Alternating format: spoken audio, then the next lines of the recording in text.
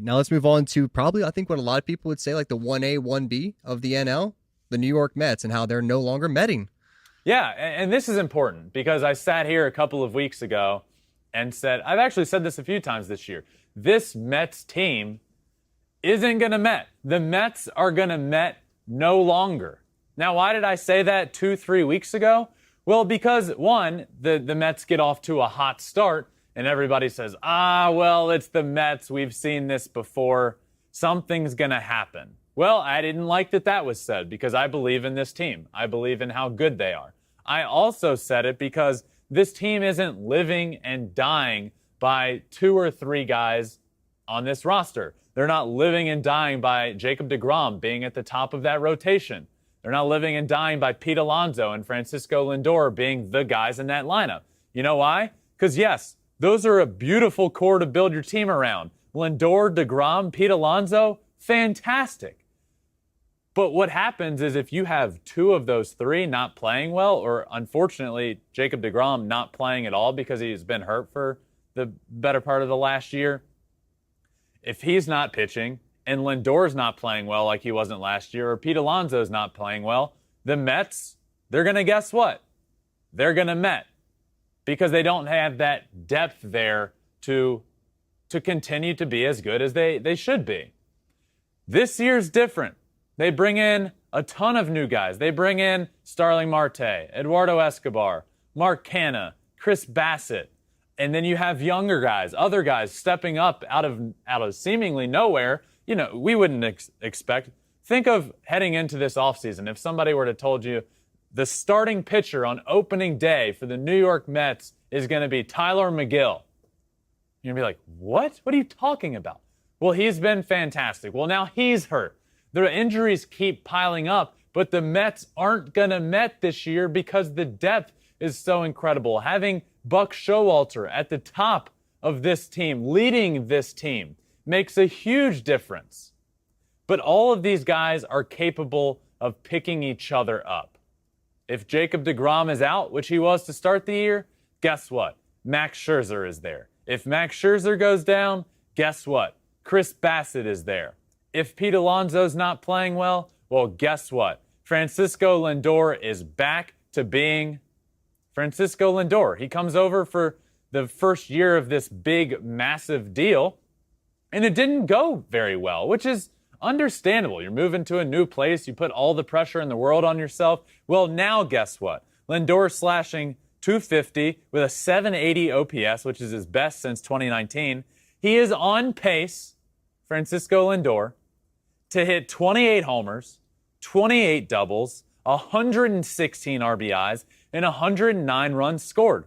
That is elite. Francisco Lindor is now in this lineup making a massive difference. Jeff McNeil is back making a big difference. Mark Canha is in the outfield. Starling Marte. This is why I've said this all along. If they're not playing well, other guys will pick them up. We just talked about it with the Dodgers. The Mets are built similarly. They really are. They might not have the top tier stars. They might not have the Mookie Betts. They might not have the Trey Turner, but they have stars that are all throughout the lineup that are all capable of carrying a team. So if a couple of them go down, if Pete Alonso has a week where he goes 0 for 10, guess what? They're going to be okay because there's other guys to pick them up. This Mets team is built to win, and they are built to not Met. So cut it out. The Mets aren't going to Met, and we're seeing it now. Their injuries have been remarkably bad. Remarkably. And they're still winning ball games, winning series, and that's what it's about. In the regular season, it's about from series to series, finding ways to win those series, and the Mets are doing that despite all of their injuries. I know you're saying the Mets are no longer going to Met, but are you a little bit concerned that they have an upcoming stretch where they play at the Dodgers for 4 games, at San Diego for 3 games, at the Angels for 3 games, then back home against Milwaukee for 3 games? That sounds brutal. That sounds brutal no matter how healthy you are. So obviously it sounds even more daunting going into that stretch of brutal games without DeGrom and without Scherzer. You never want to do that. This team is built to win games, even when they have guys go down. So am I saying they're going to go on this road trip and on this stint of what sounds like, I don't know, 12, 15 games and win 10 of them? Well, no, because they have a bunch of injuries that makes them not at their full potential. But what we would have seen in the past with this first place Mets team is they start struggling or injuries come about. They go on this stint of double-digit games and they lose 80% of them. They lose 90% of them. They're not going to. This Mets team is capable of going 500 in those games, and that's okay. You're going on a stretch of games against playoff teams, all playoff teams. You're not going to expect to sweep them all. You're not going to expect to win every single series with your depleted roster right now. But the way this team is built to not go on extended skids. They're not going to lose 10 of 12. They're not going to lose 15 of 20. They're going to, in those skids, go 500. And that's a good recipe for success.